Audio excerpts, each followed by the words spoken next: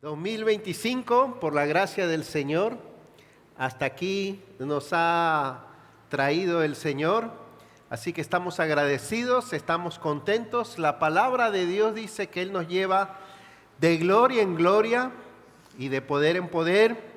Lástima que a veces nosotros no vemos, es como cuando las nubes tapan el sol, no vemos esa gloria, no vemos ese poder, nos lo perdemos y no vivimos en esa plenitud. Vamos a abrir nuestras Biblias en Primera de Reyes, capítulo 19. Vamos a leer desde el versículo 1 al 18, pero primero le quiero pedir que ore conmigo. Señor, nos presentamos ante ti, te damos gracias, porque desde el siglo y hasta el siglo, tú eres Dios. Tú has sido Dios del 2024, eres el Dios del 2025, eres el Dios de los cielos, de la tierra, del mundo, de la historia, del ser humano, de los acontecimientos, y eres Dios y Señor de nuestras vidas. Y tú te has comprometido por tu propio nombre a ser nuestro Padre, nuestro Salvador, nuestro Pastor, nuestro Amo, nuestro Rey, nuestro amigo, nuestra provisión, nuestro guardador. Y en este año así será. Ahora, Señor, ayúdanos con tu Espíritu Santo para ver las maravillas de tu ley. Háblanos por medio de tu gloriosa palabra. En el nombre de Jesús. Amén. La palabra del Señor es buena. Dice aquí, Primera de Reyes, capítulo 19, versículos 1 al 18. Acab le contó a Jezabel todo lo que Elías había hecho y cómo había matado a espada a todos los profetas. Entonces Jezabel envió un mensajero a Elías diciendo: así me hagan los dioses y aún me añadan, si mañana a estas horas yo no he puesto tu vida como la vida de uno de ellos. Elías tuvo miedo y se levantó y se fue para salvar su vida. Y vino a Berseba de Judá y dejó allí a su criado.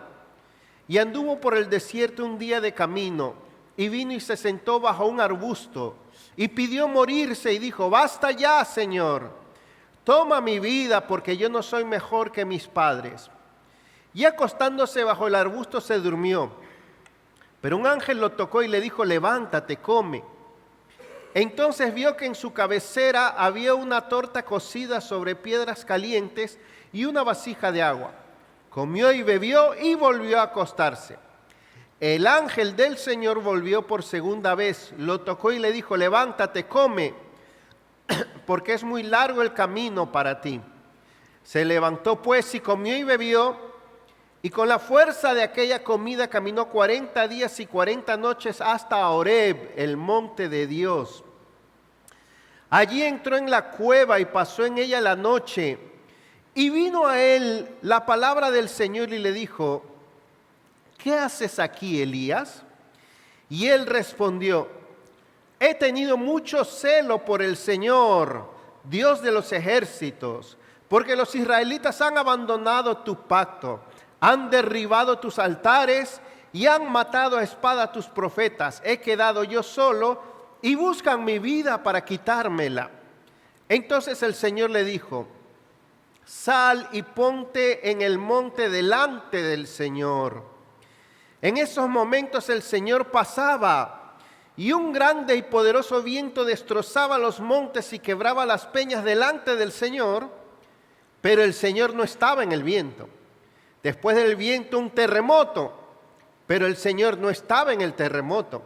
Después del terremoto un fuego, pero el Señor no estaba en el fuego. Y después del fuego, el susurro de una brisa apacible. Cuando Elías lo oyó, se cubrió el rostro con su manto y salió y se puso a la entrada de la cueva. Y una voz vino a él y le preguntó: ¿qué haces aquí, Elías? Entonces él respondió: he tenido mucho celo por el Señor Dios de los ejércitos, porque los israelitas han abandonado tu pacto, han derribado tus altares y han matado a espada a tus profetas. He quedado yo solo y buscan mi vida para quitármela. Y el Señor le dijo: ve, regresa por tu camino al desierto de Damasco, y cuando hayas llegado ungirás a Hazael por rey sobre Aram, y a Jehú hijo de Nimsi ungirás por rey sobre Israel, y a Eliseo hijo de Safat de Abel Meola ungirás por profeta en tu lugar. Al que escape de la espada de Hazael, Jehú lo matará, y al que escape de la espada de Jehú, Eliseo lo matará. Pero dejaré 7,000 en Israel, todas las rodillas que no se han doblado ante Baal y toda boca que no lo ha besado. El mensaje que queremos descubrir aquí está en la pregunta: ¿qué haces aquí, Elías? Ese es el centro de este capítulo.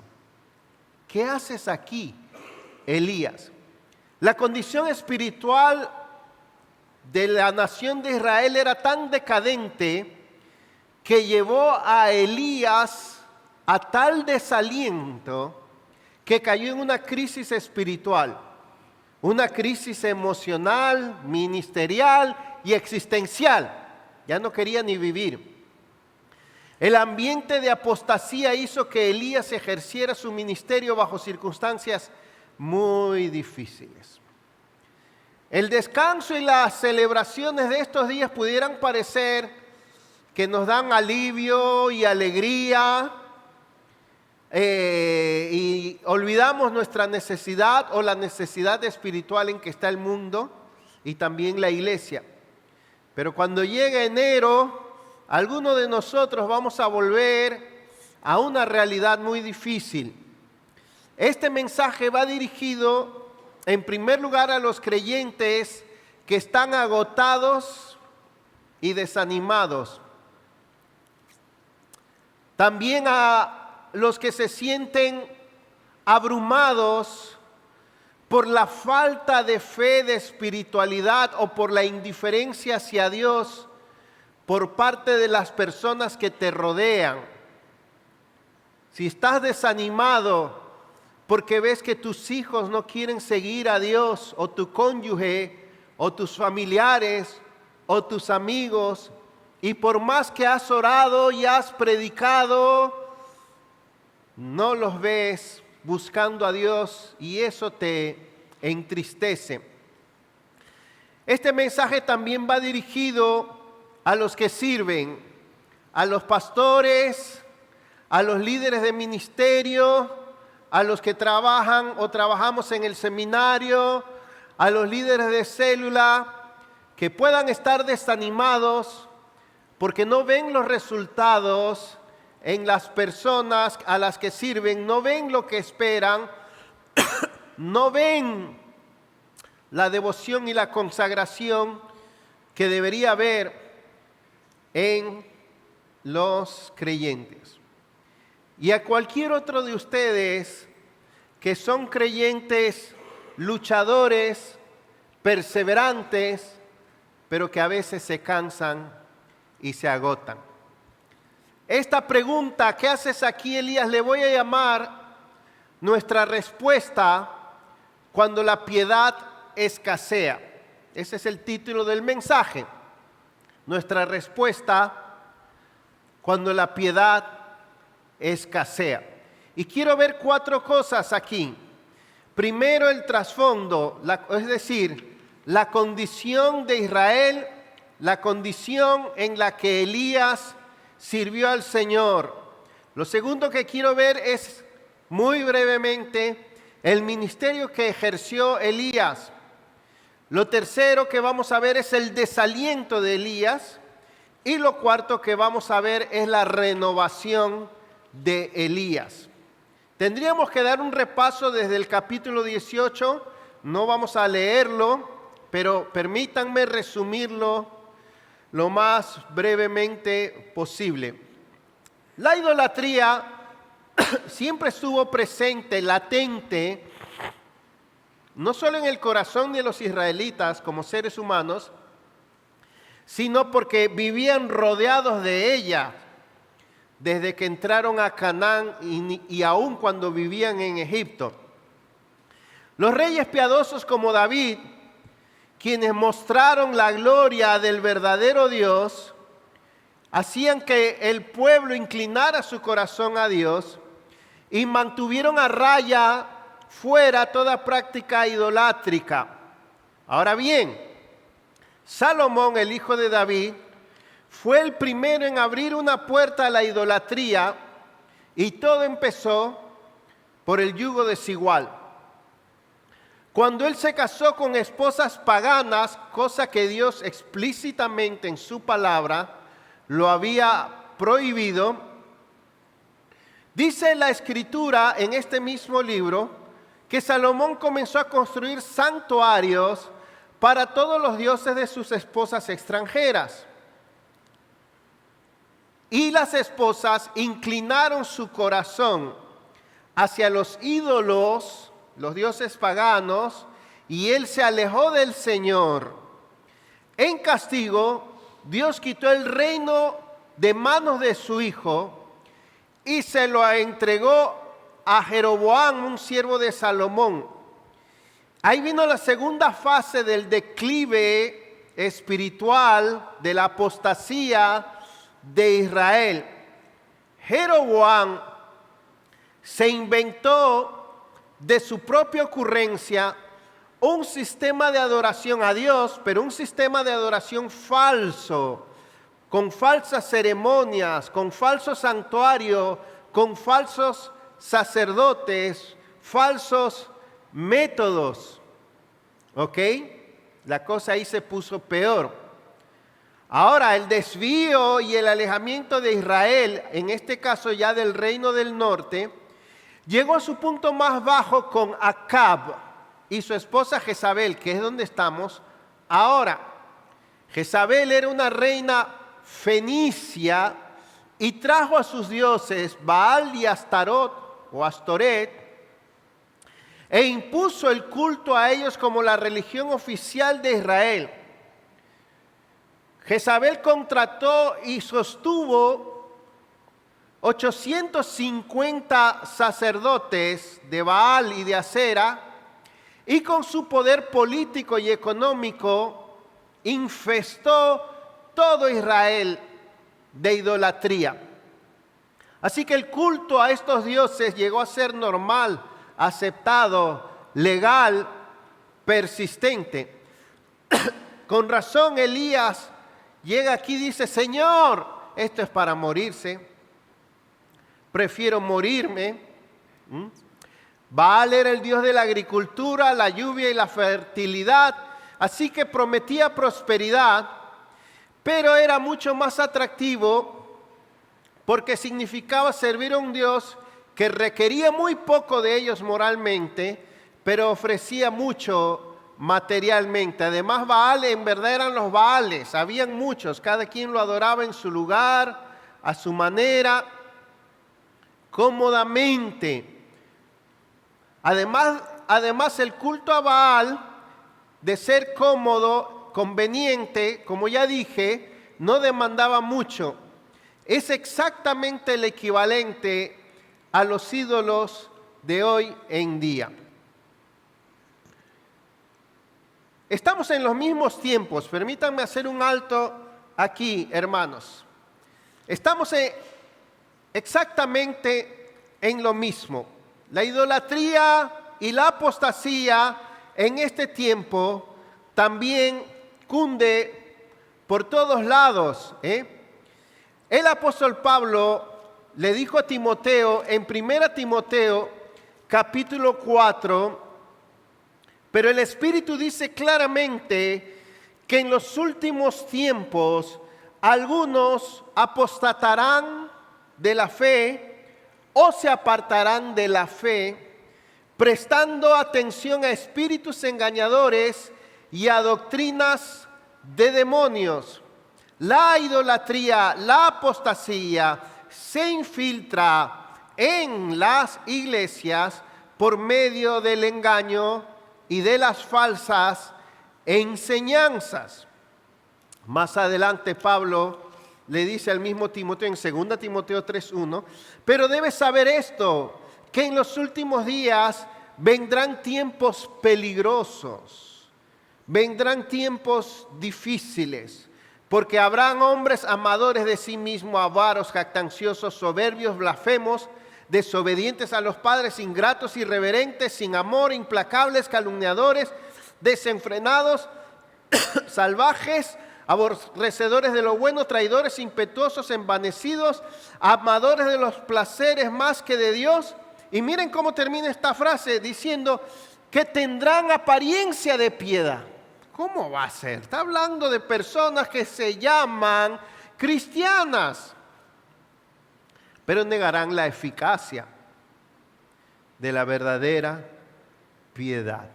Hermanos, estamos en días donde se nos lleva a la idolatría y también a la apostasía. Voy a explicar un poco lo que es esto. ¿Qué es la apostasía? Es un término bíblico, literal. En el Antiguo Testamento se define como volver atrás, recaer o darle la espalda a Dios. En Jeremías se usa varias veces. Por ejemplo, Jeremías 2:19 dice, me dejaron a mí, fuente de agua viva, y cavaron para sí cisternas rotas. En el Nuevo Testamento la palabra se traduce literalmente del griego apostatar o apostasía, y significa también apartarse de la posición en que uno estaba, pero con la connotación de desertar, de uno desertar. Segunda Tesalonicenses usa esa palabra literalmente en el capítulo 2 con respecto a la venida de nuestro Señor Jesucristo y nuestra reunión con Él. Les rogamos, hermanos, que no os dejéis mover o no seáis sacudidos fácilmente de vuestro modo de pensar, ni se alarmen ni por espíritu, ni por palabra, ni por carta, como si fuera nuestra, en el sentido de que el día del Señor todavía no ha llegado. Que nadie os engañe en ninguna manera, porque no vendrá, o sea, la venida del Señor, sin que primero venga la apostasía y sea manifestado el hombre de pecado, el hijo de perdición. Pablo está anunciando que los últimos tiempos serían de gran apostasía. La Biblia muestra que la apostasía de muchos que se llaman cristianos es señal de los últimos tiempos, para que se manifiesten los que no son de Dios y que, como ya dije, es producto del engaño. Volviendo a Primera de Reyes, Elías resumió esos tiempos de idolatría y de apostasía diciendo 4 cosas o 5 al Señor. Los hijos de Israel, número 1, han abandonado el pacto que Dios había hecho con ellos, de ellos ser su pueblo y Él ser su Dios. Número 2, han eliminado la verdadera adoración. Todas estas cosas tienen sus equivalentes hoy en día, ¿ok? Los altares de Dios los han derribado. Tercero, han cambiado los verdaderos predicadores por falsos predicadores. Han matado a tus profetas. Cuarto, los devotos a Dios han disminuido al mínimo. Según Elías solo quedaba él, pero no era cierto. Pero sí escaseaban cada vez más los verdaderos predicadores. Y quinto, el culto al verdadero Dios era objeto de burla y de persecución. Y encima que el único que ha quedado, dice Elías, soy yo, me están persiguiendo para eliminarme. Y esa es una muy buena descripción, queridos hermanos. No pudiera ahora mismo describir todas las formas que hay hoy en día de idolatría o de apostasía. Pero sí voy a mencionar 3, no se van a salvar de eso, que a mí me preocupan enormemente. Marcos capítulo 4, cuando Jesús habla de la parábola del sembrador, dice que la semilla que cae entre espinos es la palabra que se siembra en personas que creen por un tiempo, apostasía. Pero los afanes de este siglo, el engaño de las riquezas y la codicia de las cosas ahogan la palabra y la hacen infructuosa, no permanece. ¿Cómo se llama eso? Materialismo y consumismo. Personas que viven para lo material, para este mundo temporal, y creen que están viviendo para Dios. Dicen adorar a Dios, pero no es así. El materialismo está matando, ahogando, paralizando, arruinando a los creyentes. Y lo toman a nombre de Dios. Creen que con decir esto es bendición de Dios, ya justifica que solo piensen en lo terrenal. No puedo abundar en esto. Otro Dios de este siglo que está matando a los creyentes es el entretenimiento y las distracciones. Se parece, pero no es igual. No es igual. Bueno, equivale a los afanes de este siglo. No sé cuántos han visto, hay videos por ahí. El que yo vi, por lo menos le pregunta directamente a la inteligencia artificial, ChatGPT, si tú fueras el diablo, ¿qué harías para apartar a los cristianos de Dios? ¿Han visto? Bueno, no sé cuán ciertos son. El que yo vi, sí, ahí le está haciendo la pregunta. ¿Y saben qué responde la inteligencia artificial?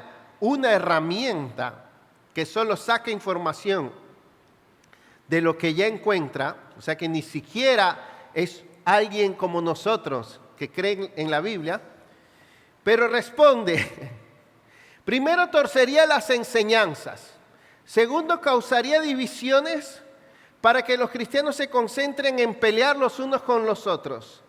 Tercero, dice la inteligencia artificial, crearía abundantes distracciones superficiales que parezcan inofensivas, que consuman su atención y los alejen del crecimiento espiritual.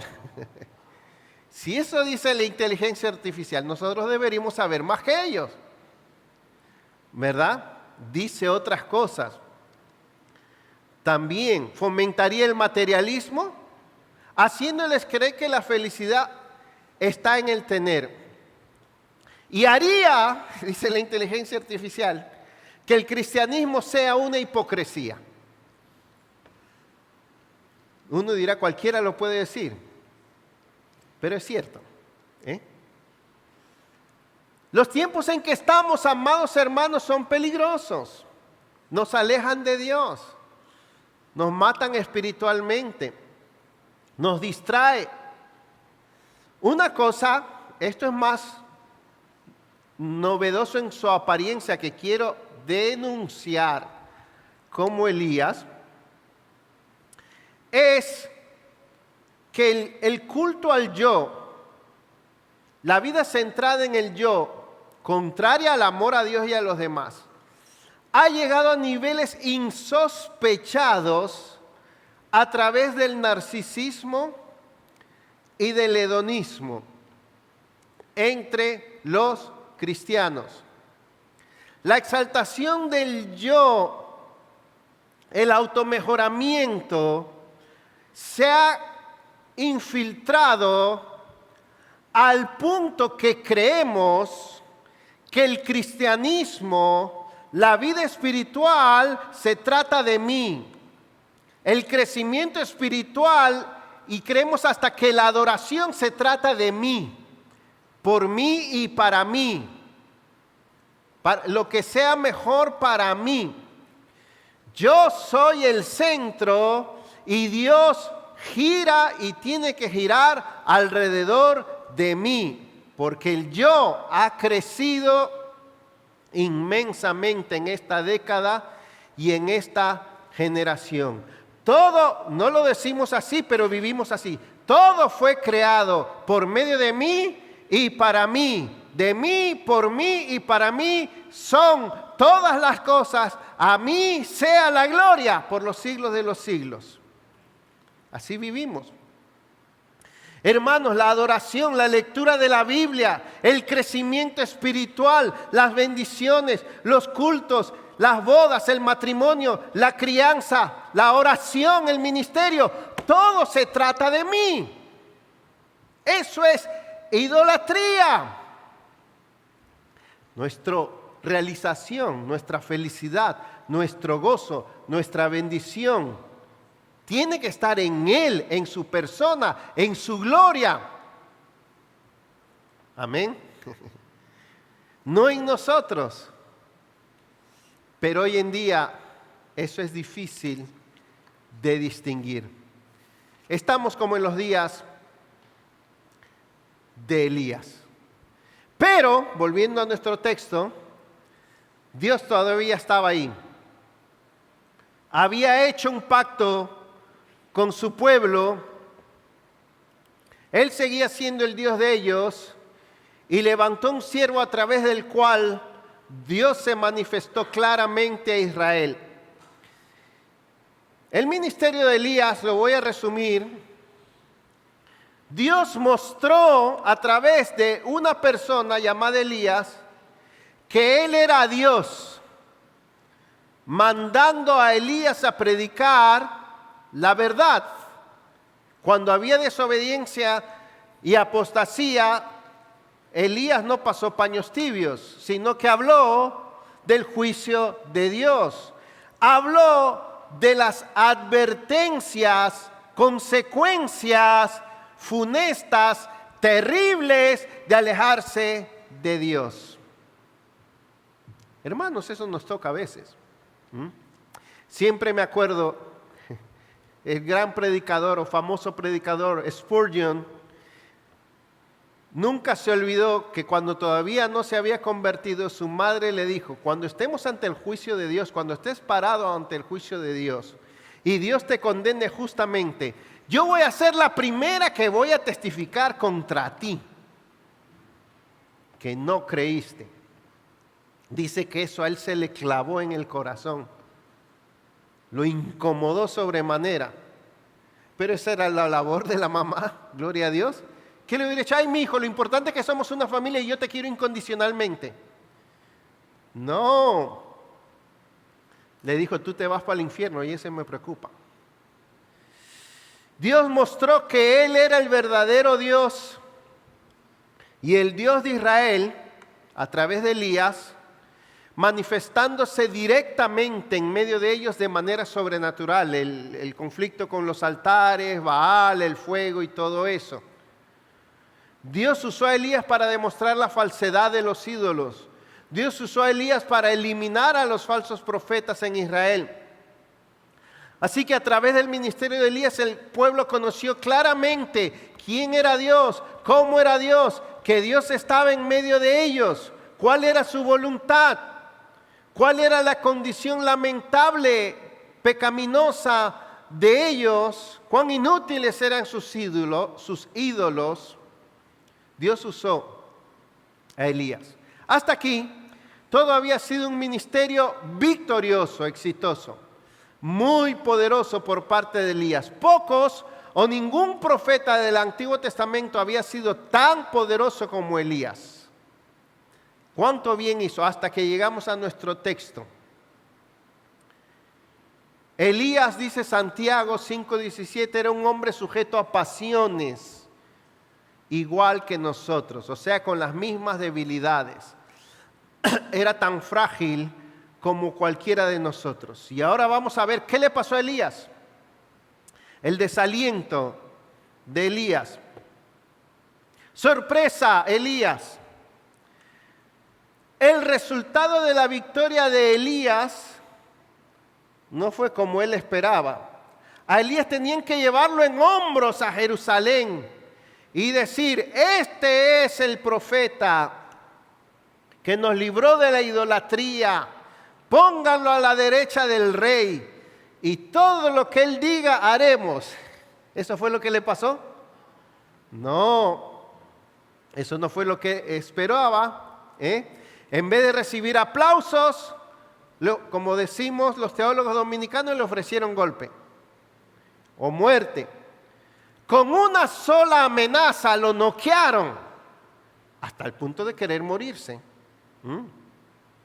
Se llenó de pánico, se desalentó, renunció al ministerio, se llenó tanto de negatividad que ya no quería ni siquiera vivir.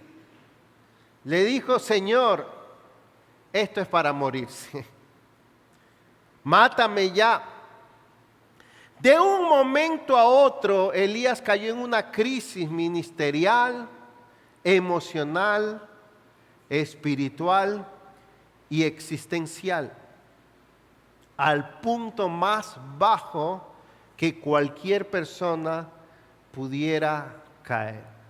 Entonces, como que tenemos aquí dos Elías. Fue amenazado, capítulo 19, con que su vida y su ministerio iban a terminar. Fue amenazado por alguien con suficiente poder para hacerlo. Algunos textos en inglés dicen que le escribieron, si tú eres Elías, yo soy Jezabel. Como diciendo, ahora vamos a ver y te voy a demostrar el poder que tengo para matarte. Que los dioses me maten a mí si tú mañana a esta hora no estás muerto. La mujer más poderosa de la nación y más perversa. ¡Wow!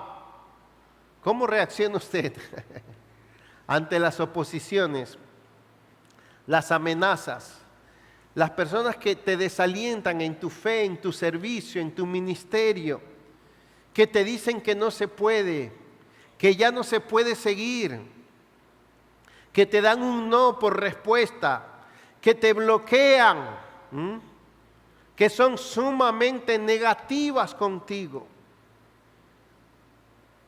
Elías quedó atemorizado grandemente. Se dan cuenta que alguien tan valiente y lleno de fe puede a la misma vez ser alguien tan atemorizado y asustado. Elías pasó de ser el profeta más fuerte y valiente al más deprimido y asustado. Pasó de ser un león a ser un ratón.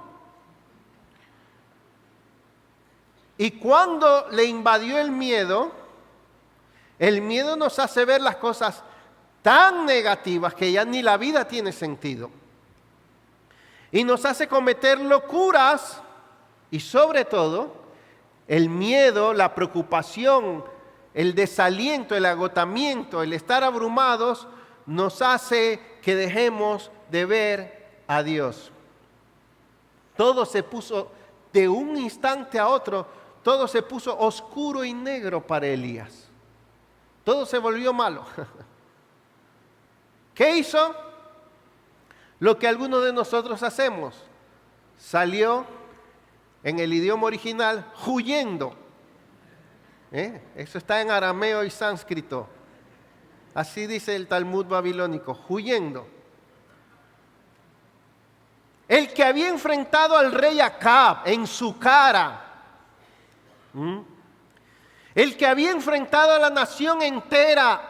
¿Hasta cuándo claudicaréis entre dos pensamientos? Si Jehová es Dios, seguidle, y si es Baal, sírvanle a él. El que había enfrentado a los profetas de Baal y los mató con su propia mano, 450, ahora huye despavorido. Se subió la túnica, yo no sé cómo hizo. ¿Cómo puede un valiente a la vez asustarse tanto? Y eso nos debe decir algo, a la vez llenarse tanto de cobardía. ¿Cómo pudo manifestar emociones tan llenas de Dios y al rato emociones tan descontroladas y débiles? Como una niñita se puso, como un niñito. ¿Cómo pudo actuar con cobardía y solo preocuparse por su seguridad? Este es Elías. ¿Qué clase de Elías Dios quiere mostrarnos aquí? ¿Cuántas veces huimos de nuestras responsabilidades como esposos, como padres, como esposas, como siervos, como líderes, como predicadores, como evangelizadores en nuestro lugar de trabajo? Por miedo. ¿Cuántos son los momentos de nuestra vida que nos llenamos de cobardía, de temor, de falsa o insana preocupación, de excesivos temores y premoniciones? Comenzamos a pensar ya de que vamos a morir nosotros, de que se va a acabar el mundo y no sé qué y no sé cuánto. El miedo es terrible. ¿Qué otra cosa hizo Elías? Se escondió. El desánimo y el agotamiento espiritual hace que nos escondamos en cosas más fáciles, más cómodas, más seguras, en nuestro trabajo, en nuestra casa, en nuestra familia, en vez de servir al Señor. ¿Qué más tenía Elías? Cansado, estaba agotado, cansado del camino, dice una canción. Sí, así es, porque uno se cansa. Sirviendo al Señor en tu casa, en la iglesia, con los niños, en la música, todo siervo del Señor se cansa, se agota. Yo decía que me decían si tengo 70, yo dije me siento como de 80. Y otra cosa más, otro paso peor. Elías se aisló, se quedó solo. Todos los pasos que Elías dio, empezando por si dejó a su siervo, eso indica que ahí renunció a su ministerio. Se alejó del pueblo de Dios y se fue por allá, a un monte. Se acostó y dijo, me quiero morir.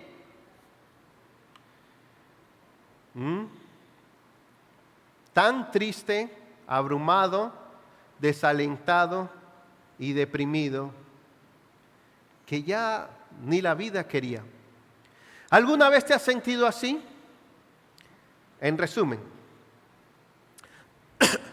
Elías perdió la fortaleza del Señor y en esos momentos se convirtió en un ratón, en un niñito asustado, en un hombre temeroso, en un hombre preocupado solo por su seguridad. Cuando perdió la fortaleza del Señor, cayó en un estado de desaliento y depresión. Cuando un hombre de Dios, que conoce a Dios, que ha visto a Dios manifestarse, que ha servido en el poder de Dios, quiere renunciar a su ministerio, a su familia, a la iglesia, al cristianismo y hasta vivir, por seguro que ha olvidado quién es la fuente de su vida. Porque la fuente de tu vida y de tu fortaleza no eres tú, no es tu esposa, no es tu familia, no es tu trabajo, ni siquiera es tu iglesia. A veces decimos, ay, ¿qué sería de mí solo porque los tengo a ustedes puedo seguir? Mentira, mentira, es Dios la única fuente de tu vida. Y cuando la pierdes, hasta Elías se quería morir.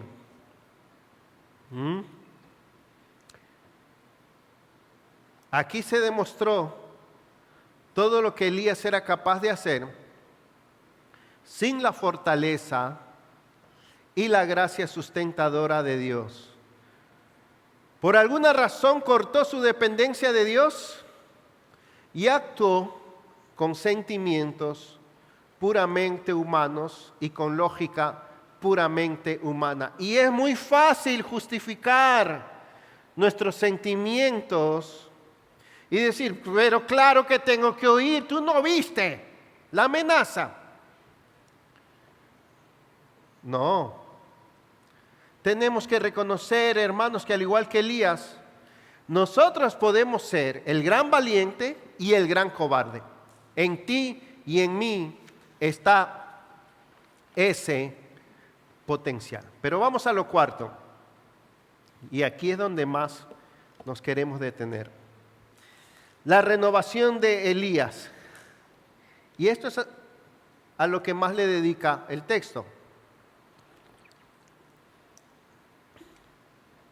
Es importante que entendamos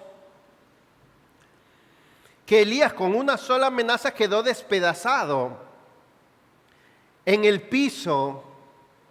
Dios tenía que restaurar su alma hecha a pedazos. ¿Cómo sé que hecha a pedazos? Quería morirse y renovar completamente su llamado, porque él renunció. Él dijo, basta ya, no soy mejor que otros, que mis padres. O sea que estamos hablando aquí de que Elías necesitaba una restauración profunda. ¿Y qué hace Dios? Primero, esto es progresivo, pero vamos a empezar por lo primero. Lo hace descansar. Muy bien. Yo hubiera agarrado a Elías. ¡Elías! Pss, pss. ¿Y qué? ¿Aquí no estoy yo? Lo dejó dormir y dormir y dormir para que se restaurara o se renovara físicamente. Venid a mí, todos los que estáis trabajados y cargados, que yo os haré descansar. Hermanos, en teología sistemática existe algo que se llama el agotamiento y el desgaste espiritual. Y muchas veces está conectado con el agotamiento físico o con el emocional. No siempre, pero a veces sí. Y Dios le dio días libres. No sé cuántos de ustedes a veces están que quieren coger para el monte. A mí me pasa muchas veces. Quiero irme, yo chequeo los vuelos, cómo están los vuelos de aquí a Madagascar, pero están muy caros. Descansar. Segundo, Dios le mandó un ángel chef. Óyeme, el ángel que le mandó no se puso, a ver Elías, explícame, ponte ahí, acuéstate. Vamos a escucharte. No habló. El ángel que le mandó Dios le cocinó. ¿Verdad que sí? Lo segundo que Elías hizo fue comer para ser fortalecido. De hecho, le preparó una dieta especial, extraordinaria. Dice que con la fortaleza de ese mangú, de esos 3 golpes, caminó 40 días y 40 noches. Para mí que fue mangú. Porque, óyeme, eso no fue lechuguita. No, ahí dice que fue un pan.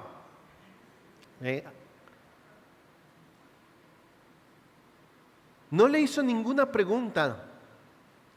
Por alguna razón Dios se ocupó primero de restaurar su cuerpo, sus fuerzas físicas y emocionales. Elías no podía seguir así como estaba. Dios le proveyó descanso físico, probablemente también emocional y espiritual. Porque hay un tipo de obra que Él hace que se trata de darnos descanso. Porque hay un tipo de rasgo, característica o necesidad en nuestra naturaleza que se llama agotarnos, cansarnos y desalentarnos. No espere que usted nunca se va a desalentar y desanimar. Y si usted cree eso de usted, el Señor le va a demostrar lo contrario en un instante, con cualquier cosita. Con cualquier cosa uno se puede venir abajo. Así somos. Elías, no te creas el valiente ni el invencible. Mira dónde estás ahora. Algunos, si hubieran visto ahí a Elías, se hubieran burlado de él. Deprimido, que no quiere ni levantarse.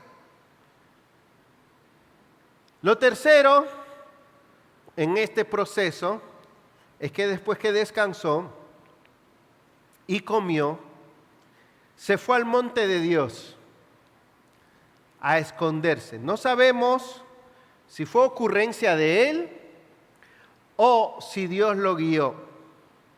Pero estuvo bien en el sentido de que fue a Horeb, que es lo mismo que el Sinaí, el monte de Dios.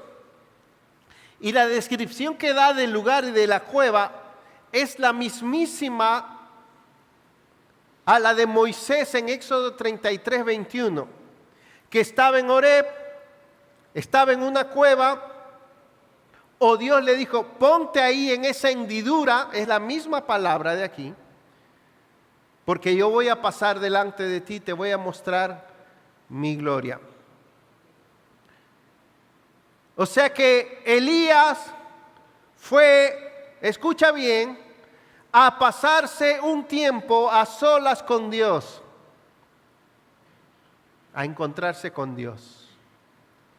Necesitaba que Dios le hablara y tratara con él. Y ahí está la respuesta. Y ahí está todo. Ahí está lo que necesitamos. Nuestra provisión está con Dios y en Dios. Y es suficiente. Los otros días me enteré de una persona que conozco hace muchos años. A ver, creció en un hogar cristiano, hijo de pastores. En su hogar vio adulterio en sus padres, vio adulterios y divorcios entre sus hermanos, recasamiento, un gran desorden. Vio un ministerio de cabeza, vio engaño, se decepcionó hasta lo último. Renegó de la fe. Imagínense, desde niño viendo eso, lo traumatizado que podía estar esa persona con el cristianismo.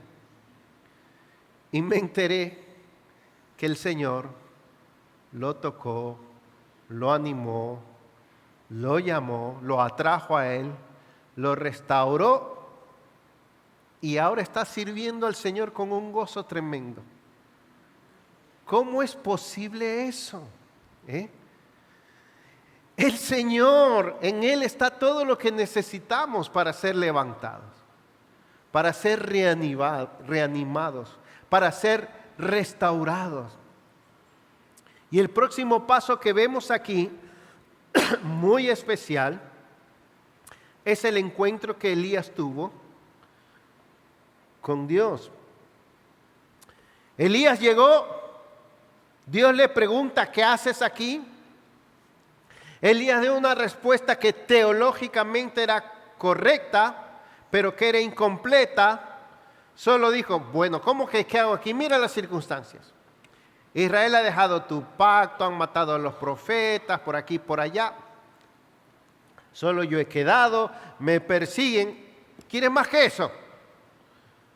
Pero Elías no dijo, estoy aquí porque estoy muerto de miedo, porque estoy deprimido, porque quiero morirme, porque estoy huyendo por mi vida. Sin embargo, ante esa respuesta incompleta y justificadora, Dios no le dijo nada. Dios le dijo, ponte ahí, que yo me voy a aparecer a ti, me voy a manifestar a ti. te voy a mostrar mi gloria, te voy a mostrar mi poder, te voy a mostrar mi presencia, te voy a mostrar quién soy yo. Lo único que te puedo ofrecer, Elías, a tu depresión y a tu susto y a tu cansancio es yo, mi persona, mi gloria, mi presencia. ¿Y qué pasa? ¿Se acuerdan? Entonces el Señor pasó. Para Elías era conocido las formas como Dios se manifestaba. Y sabía que cuando Dios quería manifestarse de manera evidente, se manifestaba en un viento fuerte, recio. Como dice aquí, un viento que destruía las rocas. Sabía que Dios se manifestaba en temblor y también en fuego. Y lo interesante es que Dios produjo esas manifestaciones. Y a la vez dice que Dios no estaba en ninguna de ellas. Entonces, ¿para qué tanto show? Dios, escuche esto, dio 4 muestras de cómo Él se manifestaba. Y Él solo se manifestó en la última. En un silbo apacible. La palabra ahí es casi imperceptible, es como un sonido de silencio. The sound of silence, dicen algunas versiones. Dios le hizo ver que Él se manifestaba a su vida no solo en el terremoto de confrontar a los reyes acá, a detener la naturaleza y la lluvia, no solo en el estruendo de confrontar a toda una nación, no solo en el fuego de consumir a los profetas de Baal, sino también se manifestaba en el susurro gentil y apacible de la soledad, del profundo desaliento, del temor y de la depresión de la persona del profeta. En su necesidad personal, que Dios también se manifestaba en la misericordia, el toque apacible, el ánimo cariñoso, la ternura que Elías necesitaba. Elías no necesitaba un terremoto. ¡Wow! ¡Oh! Necesitaba el cariño, la ternura, la comprensión, la delicadeza, el amor dulce, reparador del silbo apacible de Dios. Tú necesitas a Dios a veces en el silbo apacible de tu necesidad interna, de tu estado emocional, de tu soledad, de tu profundo desaliento. Necesitas a Dios en tu temor, en tu depresión, en tu estado anímico. Tú no solo necesitas a Dios que haga maravillas usándote en el ministerio, sino también para que te dé ánimo, afecto, cariño, comprensión y consuelo. Amén. Pero a veces no queremos eso. A veces queremos que Dios le hable a Elías el teólogo a través de una conferencia con John Piper, que es de mis favoritos. Oh, ahora sí Dios estuvo. A veces queremos que Dios le hable a Elías el pastor. En una conferencia de hermenéutica, cómo ser instrumentos eficaces. A veces queremos o de consejería, cómo tener un ministerio exitoso. A veces queremos que Dios le hable a Elías, el estratega, cómo tener actividades exitosas. Y no al Elías, la persona frágil, débil, pecadora, emocional, marchita y agotada. y hasta triste, como puedes estar tú y como puedo estar yo. Yo tengo un recuerdo que yo no sé cómo se me ha borrado. Tenía 3 años, quizás 4. Y la empleada de la casa nos llevó a mí y a mi hermano menor, que tenía como 2 años, a comprar. Eran como 2 cuadras o 3 para allá y 1 para allá. Y ella nos dejó a la entrada de la tienda y dijo, quédense ahí, no se muevan. Y entró a comprar.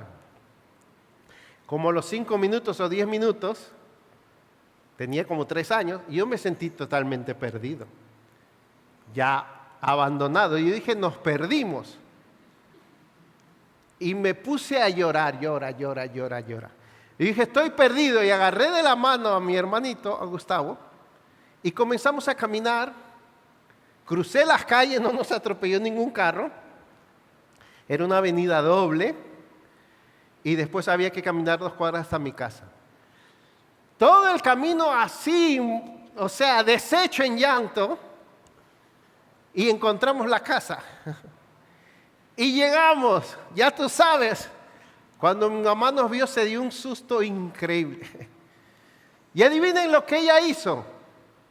Yo hubiera dicho, te dije que no soltaras a fulana. ¿Cómo se te ocurre venir solo hasta acá? Ella me cargó en sus piernas, nada más. Y me tuvo ahí como 1 hora. Y me dio algo, yo no sé si aquí practicaban eso, que se llamaba agua de azar. Un frasquito de agua para calmar a los niños. Yo no sé qué es eso, pero según yo eso me hizo un efecto increíble. A la hora, ya yo me había olvidado de todo lo que había pasado.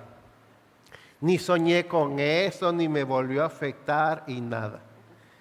Todo lo que necesitaba era el regazo, las piernas, el abrazo de mi mamá. Y ella no me puso ahí a explicar, mira, lo que pasa es que la calle, lo que pasa es que cuando tú sales de compra, nada. Hacía falta consuelo, hacía falta amor, hacía falta afecto, porque yo estaba como un bebé asustado. Así estaba Elías. Claro, yo sé que ninguno de ustedes van a caer en eso, nunca, jamás, porque no son tan humanos ni tan carnales como Elías. Siguiente paso. Le dio trabajo por hacer. Tenemos que acelerar. Dios animó a Elías dándole un trabajo específico. Si Elías había sido muy útil a su generación, lo que iba a hacer a partir de ahí era más extraordinario. Iba a ungir nada más y nada menos que al rey del mundo de Siria, al rey de Israel y al siguiente profeta. O sea que iba a ungir a los que de la próxima generación iban a eliminar por completo a los Baales. Y le dice, mire, el que uno mate, lo mata el otro, ¿cómo se llamaba? Y el que no lo mate él, lo mata Eliseo. Así que así Dios también animó diciéndole, tengo trabajo todavía para ti. Y por último, y lo más importante, vean ahí, versículo 18. Pero dejaré 7,000 en Israel, todas las rodillas que no se han doblado ante Baal. Dios le demostró que Él tiene el control en sus manos a los suyos. Él guarda a los suyos. Él tiene el poder sobre el corazón de los suyos. Todavía cuando Pablo habla de Israel, menciona a Elías. Miren lo que dijo Elías, no ha quedado nadie. Y Pablo dice, no es así. Hay un remanente, palabra clave, escogido por gracia. Cuando la piedad escasea y cuando vemos que el cristianismo diluyéndose hasta el punto de no verse amor por Dios, tenemos que recordar que Dios es el que tiene un propósito con los tiempos de apostasía, que Dios tiene el control sobre todo lo que se está levantando en el mundo y en la iglesia, que Dios es fiel y guarda a los suyos y que Dios ya tiene escogido los elegidos y los líderes de la siguiente generación. Él tiene el control, Él tiene en su mano el corazón de los suyos, Él guarda a los suyos, su iglesia prevalecerá, su reino seguirá. Elías, no te preocupes, yo me he reservado los que me adoran. Hay un pasaje que quiero que vean rapidito. Jeremías capítulo 32. Miren esto. Y aquí entramos al punto que se le llama la doctrina de la perseverancia y la preservación.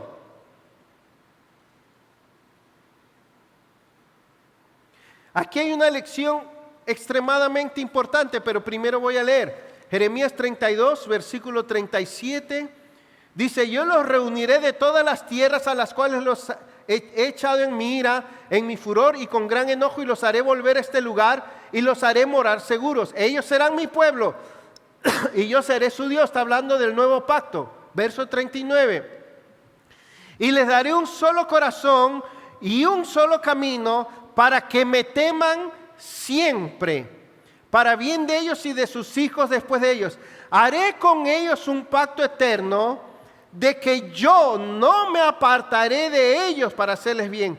Miren lo que dice ahora. E infundiré mi temor en sus corazones para que no se aparten de mí. Elías, no te preocupes. Los que son míos, los que yo tengo, yo los guardo, yo los preservo. Aunque haya apostasía, ellos me buscarán, ellos me amarán, ellos me adorarán a mí. La pregunta es si tú eres de ellos. Hay un remanente escogido por gracia, decía Pablo en Romanos 11, versículo 2. ¿Eres tú de ellos? ¿Eres tú de los que contra viento y marea van a perseverar, van a persistir, van a tener temor de Dios en sus corazones? Hermanos, muchos están cayendo, muchos caerán. Sorpresas y sorpresas. Quien menos uno piensa, a veces hasta pastores que han predicado el evangelio. Pero miren lo que dice aquí, esta promesa del nuevo pacto.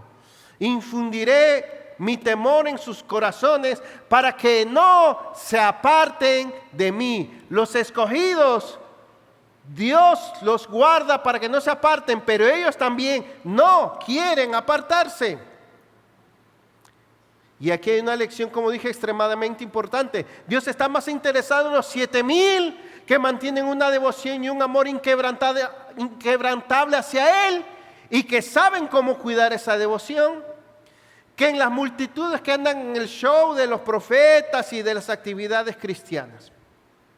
4 o 5 aplicaciones rápidas. Número 1. Primera de Corintios 10:14, cuidado con la idolatría. Huid de la idolatría. No vivimos en un paraíso terrenal donde todo alrededor nuestro nos guía a Dios, nos señala a Dios y nos anima a adorar a Dios. Al contrario, todo lo que nos rodea nos tienta, nos ala y nos provoca a abandonar a Dios, a reemplazar a Dios, a llenar nuestros corazones de otras cosas.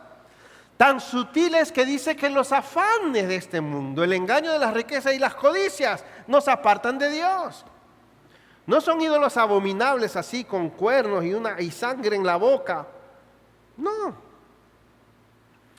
Cuidado con la idolatría. Nos desvía de Dios. Segundo, reconoce la necesidad de fortaleza espiritual para este tiempo. David decía, el Señor es mi fortaleza, te amo Señor, fortaleza mía. Él es mi luz, Él es mi salvación, Él es la fuerza de mi vida. Pablo le decía a los efesios, fortaleceos en el Señor. ¿Y saben qué dice? Y dándose las manos y cantando. ¿Ah? Y en el poder de su fuerza.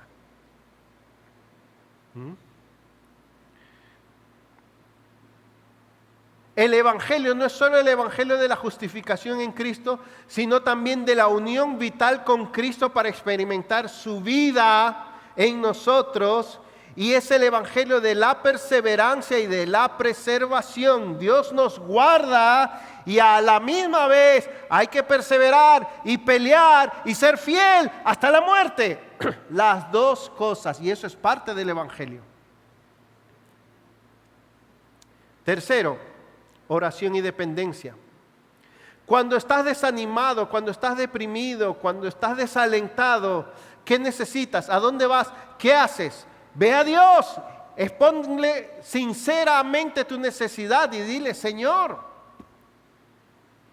dame ánimo, dame fuerzas, dame aliento, estoy en el piso. Hermanos, una cosa es nuestra posición en Cristo, hemos sido bendecidos con toda bendición espiritual. Otra, nuestra experiencia en Cristo. Efesios tiene las dos cosas. ¿Ok? Sí, todo lo tenemos en Cristo. Pero ¿cómo caminamos en todo lo que tenemos? De una sola forma. Y esto es parte del Evangelio. Unidos, unidos, todos los días. Unidos, unidos a Cristo, en Cristo. En comunión con Él. Dependencia. Oración. Existe el aquello de orar para buscar a Dios, orar por mucho tiempo, buscar profundamente a Dios, buscarle conforme a tu necesidad. ¿Qué otra aplicación? Necesidad de ser renovados. Para tú ser renovado tienes que reconocer a qué punto has caído, dónde estás, cómo te sientes, qué piensas, qué has hecho.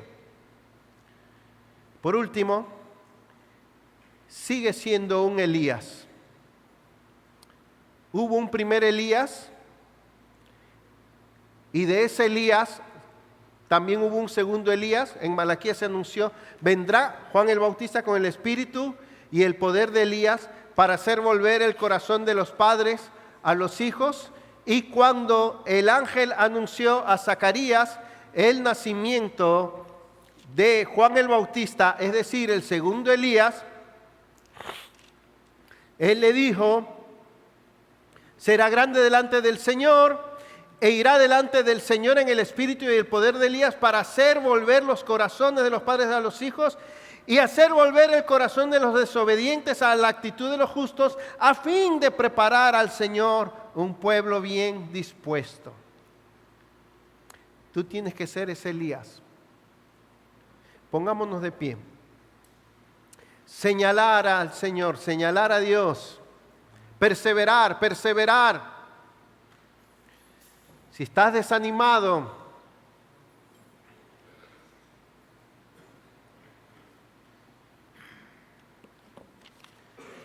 no te preocupes, Elías. Dios te levanta, Dios te restaura, Dios te renueva. La perseverancia es obra de Dios, porque Dios es la fuente de tu vida. Señor, en el hombre más poderoso, también nos quisiste mostrar la debilidad a la que uno puede llegar. La confusión, el desaliento, la depresión, el querer abandonar la carrera, porque muchas cosas que nos rodean nos desaniman. Si hay alguien aquí que tiene que confesarte y decirte: Señor, estoy cansado, estoy desanimado, ya ni sé por qué vengo a la iglesia, ya no quiero venir a las actividades, ya no quiero servir, ya no quiero leer la palabra, tengo demasiados años y me cansé. Anima ese corazón, toca ese corazón. Manifiéstate tiernamente a esa persona. Levanta al caído, Señor. Levanta al desanimado. Renueva al agotado y al cansado. Y que en este año no vivamos en desaliento, sino en tu poder y en tu fuerza. Señor, y si hay alguien aquí que no te conoce, que no te ha recibido, que no sabe si ha nacido de nuevo, que hoy venga a tus pies sabiendo que Cristo ya pagó en la cruz para esa persona reconciliarse contigo